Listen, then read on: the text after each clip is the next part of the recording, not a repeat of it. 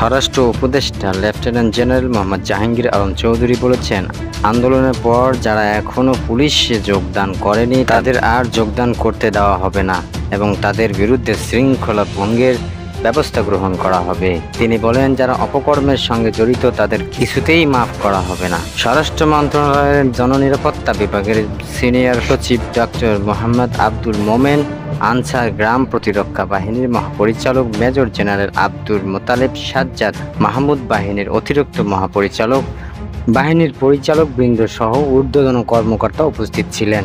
অনুষ্ঠানে প্রধান অতিথি তার বক্তব্য ভাষায় আন্দোলন ও মহাযুদ্ধের আনসার বাহিনীর গৌরদীপ্ত ভূমিকার কথা উল্লেখ করেন এবং একই সঙ্গে তিনি জুলাই বিপ্লবের মাধ্যমে স্বৈরাচার সরকার পতনে শহীদ সকল ছাত্র জনতাকে কৃতজ্ঞ চিত্তে স্মরণ করেন। জুলাইয়ের বিপ্লবের পর দেশের আইন শৃঙ্খলা পরিস্থিতি মারাত্মক অবনতির সময় বাংলাদেশ আনসার ও গ্রাম প্রতিরক্ষা বাহিনী জনজীবনে স্বস্তি ফেরাতে যে সাহসী ভূমিকা রেখেছে সেই জন্য বাহিনীর সকলের প্রতি ধন্যবাদ জ্ঞাপন করে স্বরাষ্ট্র উপদেষ্টা তিনি আরও বলেন, স্বৈরাচার সরকার পতনের পর যখন ট্রাফিক, বিমানবন্দর সহ গুরুত্বপূর্ণ ব্যবস্থাপনাগুলো আইন শৃঙ্খলা বাহিনীর শূন্য হয়ে গিয়েছিল, তখন বাংলাদেশের আনসার ও গ্রাম প্রতিরক্ষা বাহিনীর সদস্যরা জীবনের ঝুঁকি নিয়ে দেশের আইন শৃঙ্খলা রক্ষা ও জননিরাপত্তা বিধানে এগিয়ে এসেছিল।